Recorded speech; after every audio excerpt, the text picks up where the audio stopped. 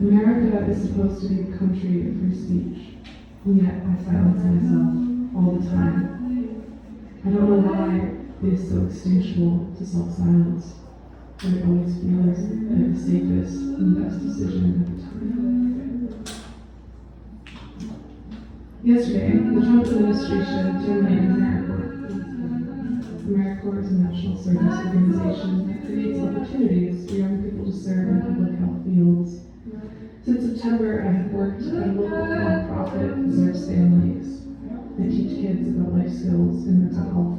I've done puberty talks with fifth graders and taught mental health skills to all sorts of students.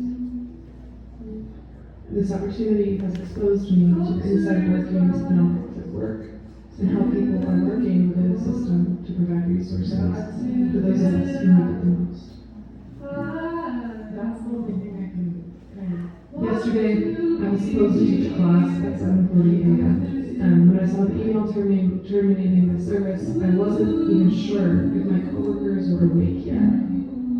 I basically lost my position overnight. That being said, I am incredibly lucky. I have a job offer from an actual post site. I have a home I could go back to if I need to. I have substantial privilege. Some of my savings that they keep up with rent, but I have a foster support system of friends and family who care about me. And all of this is great for me. It's great to be cared for, but it is not the norm. Especially for young students out of school. The only reason I have savings in the first place is because of my support system. On Monday, I was talking to a room full of eighth graders about using coping strategies for mental health. I remember I used a metaphor about having multiple buckets, multiple places where you can turn to if you need support. None of us is an island.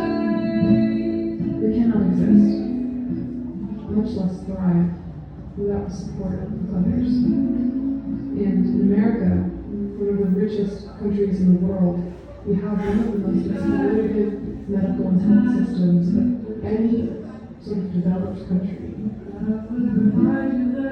Honestly, public health work can feel like putting a band-aid on the wound. People do not have enough buckets. We are in need of each other. Are in need of mutual aid and community services. We are in need of friendship and the time it takes to take fucking rest.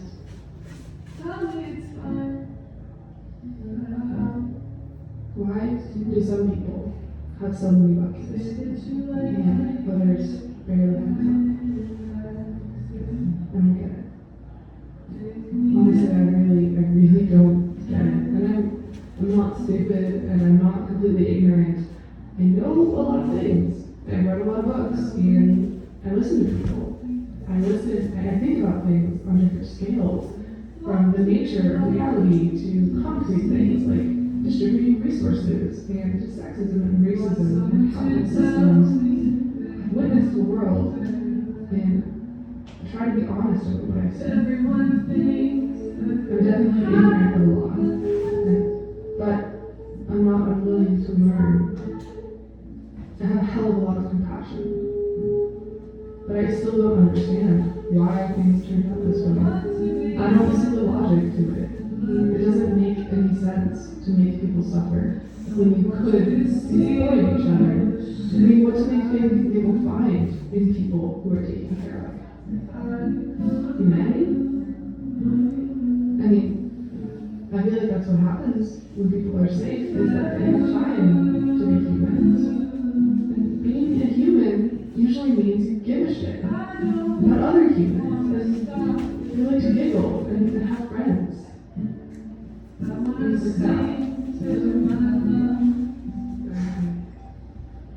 I read a book about trees a few months ago called Finding the Loving Tree by Susan Simard. It's all about research into how there are parent trees which supply support to little upcoming trees all around them. Every fucking creature on the planet needs help. We were never supposed to do this alone. I need help, and you need help. the middle schoolers need help. And the trees. It doesn't make you weak, actually. It's just the nature of being alive.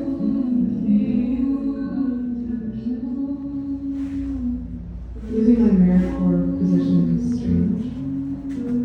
I wake up ready to fight someone and realize I have the entire day stretched out before me like an unfilled page. The blessing of it is that I have time. I have time to sit down on my computer and write. I have time to call my friends in college who don't have morning classes. I'm thinking of candidates and add projects next week. I feel safe-ish because I'm going to take that position and then we'll see. I have about 2 weeks for that process to be finalized and then I'll be back at work. Honestly, a part of me wants to leave entirely. But part of me wants to stay here and fight like hell in this community I found. I don't really know what the best choice is, but at least I get to make one. Our choices are being taken away. Your choices are being taken away. None of you who are reading this will get the chance to be an AmeriCorps member, and that makes me mad. Not necessarily because AmeriCorps is a thing everyone should do, but that it's a thing that people could do. We could choose to do this if we wanted to. No, we can't.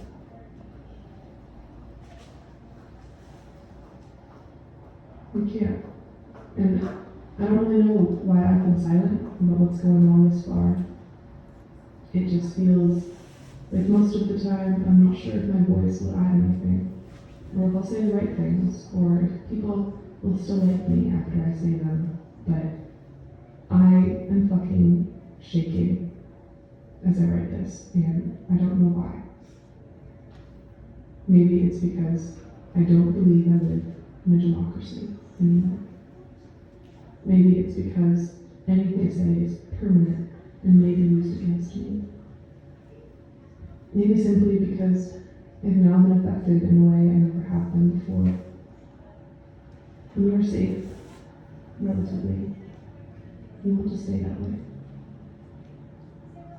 But our safety is intertwined and interrelated. No one is an island. I say that people deserve public services. I say that having access to education, medical care, addiction services, and community resources is non-negotiable. People who do that work are valuable. Caring is cool, and also badass. I say that if you have privilege, you should use it. Not to get more privilege, but perhaps to help others get a little bit more of what they need. If that's wrong, then I really don't know what to do here. If public health is a waste of money, then I don't know what isn't.